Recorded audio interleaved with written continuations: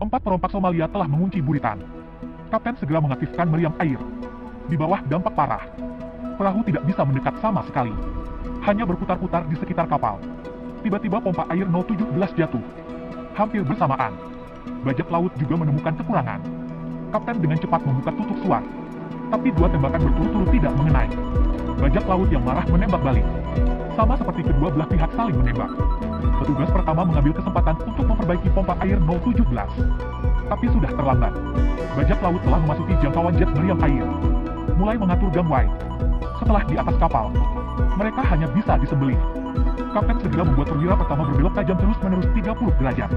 Mencoba untuk menyingkirkan mereka. Tapi bajak laut ini cepat dijangkau. Itu tidak membantu sama sekali. Hanya 4 menit, 4 bajak laut berhasil naik ke kapal. Dia dengan cepat memberitahu chief engineer untuk mematikan daya dan menghentikan kapal. 20 anggota kru lainnya harus disembunyikan. Tunggu sampai pertolongan tiba. Suara itu jatuh begitu saja. 4 bajak laut masuk ke kokpit. Kapten secara sukarela menyerahkan dana cadangan 30.000 dolar. Tapi bajak laut tidak akan membiarkannya pergi. Permintaan untuk menemukan semua anggota kru. Kapten harus setuju. Saat diam-diam terhubung ke walkie-talkie. Mari kita mulai dari dek percontohan dan mencari ke bawah. Saya harap sistem tenaga darurat tidak rusak. Jika rusak, Anda tidak dapat melihat apa-apa. Kru bersembunyi di bawah. Dapatkan sekarang juga. Saat mengirim chief engineer untuk mematikan daya. Saat mengirim pasangan pertama ke dapur. Ambil air dan makanan. Karena suhu ruang mesin sangat tinggi. Mereka mungkin harus bersembunyi selama berhari-hari. Siapa yang tahu bahwa para perompak tidak mendengarkan?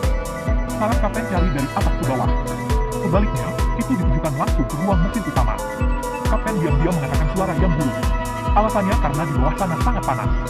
Mengapa Anda tidak pergi ke dapur dan mengambil air? Pada saat ini, pasangan utama baru saja mengeluarkan beberapa kotak air. Mendengar suara itu, dia berbalik dan bersembunyi di sudut. Kapten bereaksi ketika dia melihat air di tanah.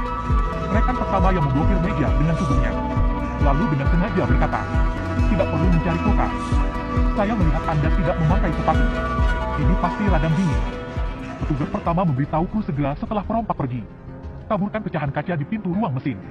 Pada waktu bersamaan, chief engineer berhasil tiba di ruang distribusi daya.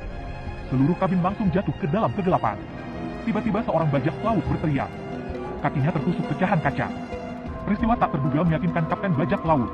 Masalah ruang mesin. Dia mengirim kapten dan rekannya yang terpotong kembali ke Gelada. Turunkan bajak laut lain. Tapi mereka baru saja berjalan. Kru dalam kegelapan berkerumun. Menangkap kapten bajak laut. Dinegosiasikan. Bajak laut memutuskan untuk bertukar sandera di dek. Dan pergi dengan sekoci kapal besar. Siapa yang tahu bahwa pertukaran baru saja setengah jalan. Para perompak membalik tombol di sekoci. Kapten dibawa pergi.